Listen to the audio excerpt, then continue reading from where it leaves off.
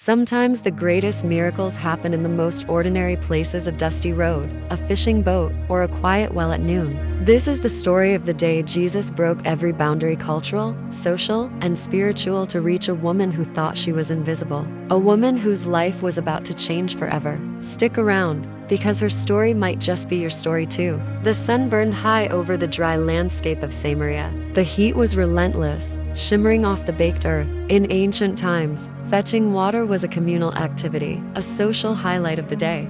Women would gather at the well in the cool of the morning or the gentle light of the evening, sharing stories, laughter, and news. But no one, absolutely no one, fetched water at noon. The midday sun was too harsh, the work too strenuous. To come at this hour meant one thing: you were trying to avoid people. You were an outcast. And so, a lone figure made her way toward Jacob's well. The woman's shoulders were slumped, her footsteps heavy with a shame she had carried for years. Each step was a reminder of whispered judgments and averted eyes.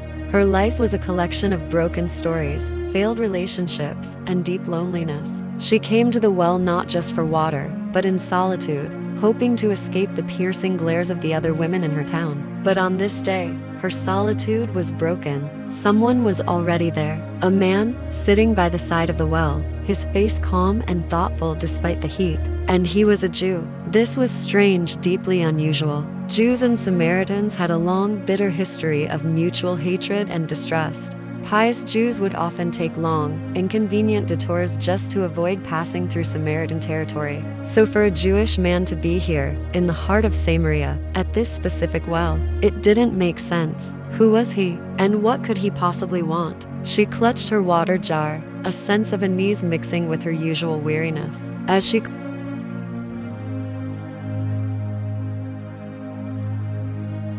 His voice was calm, yet it cut through the midday silence and straight into her guarded heart. "Give me a drink," he said.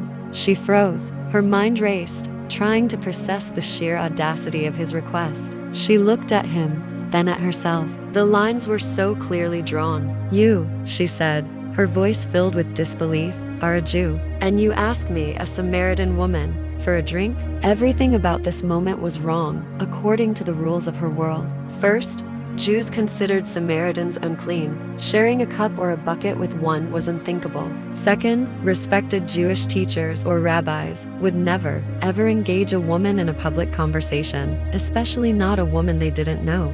And third, there was her. She wasn't just any Samaritan woman. She was a woman with a reputation, a past that followed her like a shadow. Everyone in her town knew her story. For this stranger to speak to her so directly, so openly, was not just unconventional, it was revolutionary. Yet, there was no condescension in his tone, no judgment in his eyes, just a simple human request. Jesus looked at her, seeing past the labels of Samaritan and sinner, and saw a thirsty soul. He replied with words that were even more perplexing. "If you knew the gift of God, and who it is that asks you for a drink, you would have asked him, and he would have given you living water." Living water? What did that even mean? Was he talking about a spring, a source better than this ancient well? A flicker of curiosity, something she hadn't felt in a long time, stirred within her. No one had ever spoken to her like this, with such dignity and mystery. Her practical mind took over. "Sir," she replied,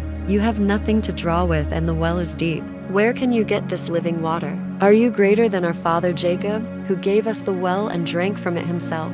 She was still focused on the physical, on the logistics of water and wells. But Jesus was gently guiding the conversation to a much deeper place. He wasn't talking about water that quenches physical thirst. He was talking about something that could satisfy the deepest longings of the human heart. Then, Jesus made the conversation deeply personal. With a gentle but piercing gaze, he said, "Go, call your husband and come back." The air grew still. The casual, theological banter was over. This one sentence struck the very core of her pain and shame. She swallowed hard, the words catching in her throat. How could she answer? The truth was a tangled mess of regret. I have no husband," she managed to say, her eyes darting away from his. It was a half-truth, an attempt to deflect, to hide the most broken part of her life. But Jesus already knew. He wasn't trying to trap her. He was trying to free her. "You are right when you say you have no husband," he affirmed, his voice filled not with condemnation, but with a profound understanding. "The fact is, You have had 5 husbands, and the man you now have is not your husband." Her heart stopped. Then it dropped into the pit of her stomach. He knew everything. The string of failed marriages, the current arrangement that brought her even more shame, the whole sordid, painful history she tried so hard to hide by coming to this well at noon. He saw it all, and yet, looking into his face, she saw no disgust, no judgment, only a deep, knowing compassion, only love. For the first time, someone saw all of her darkness and didn't turn away.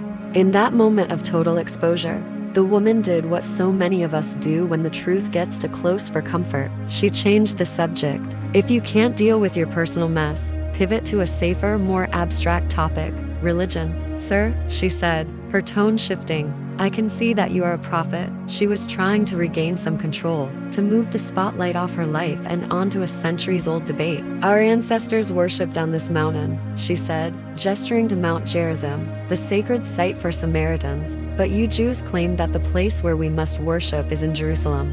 It was a classic religious argument, a diversion tactic. Where is the right place? What are the right rules? But Jesus didn't take the bait. He followed her into the topic, but elevated it beyond geography and ritual. He answered her with a truth so profound it would redefine worship for all time. "Woman," he said, and the term was one of respect, "believe me, a time is coming when you will worship the Father neither on this mountain nor in Jerusalem." He was dismantling the very walls she was trying to hide behind.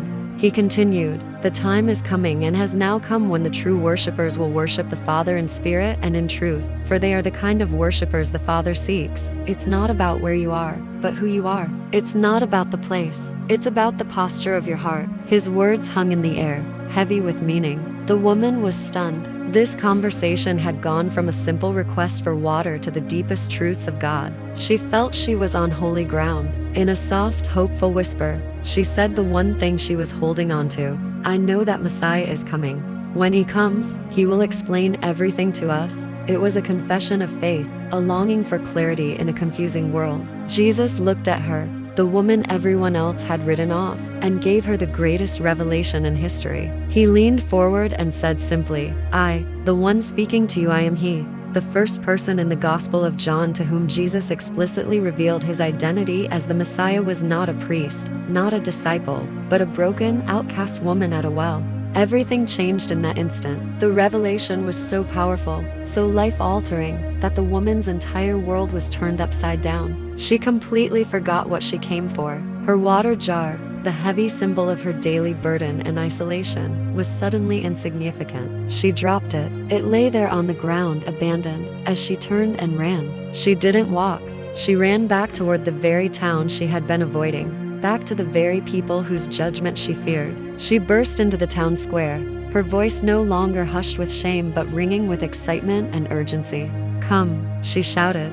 "See a man who told me everything I ever did." Think about that. The very thing that was her greatest shame a few minutes ago, everything I ever did, was now the headline of her testimony. She wasn't hiding her past anymore. She was using it as proof of her encounter with the Messiah. Could this be the Christ? She asked, her question planting a seed of incredible possibility. And the people listened. Something about her transformation was so genuine, so radical, that they had to see for themselves. The cynical whispers and judgmental glances were replaced by curiosity and awe. A crowd began to form, following her out of the town and back to Jacob's well. And because of her testimony, an entire town came and met the Savior. Her shame had been transformed into a divine purpose. Her broken story became a powerful sermon. Her painful past became her greatest testimony, drawing hundreds to the source of living water. Jesus didn't meet her at the synagogue or the temple. He didn't wait for her to clean up her life or get her theology right. He met her at a well in the middle of her ordinary, messy day. He meets us right where we are, not where we think we should be. Grace flows in the most unexpected places, especially to those who feel they least deserve it. The story of the woman at the well is a timeless reminder for every single one of us. You are not too far gone. You are not too broken. And it is never too late for Jesus to sit beside your well and offer you a water that will satisfy your soul forever. You are seen, you are known, and you are loved. Thanks for watching. If this story touched you, please like, share, and subscribe for more content that explores faith in real life.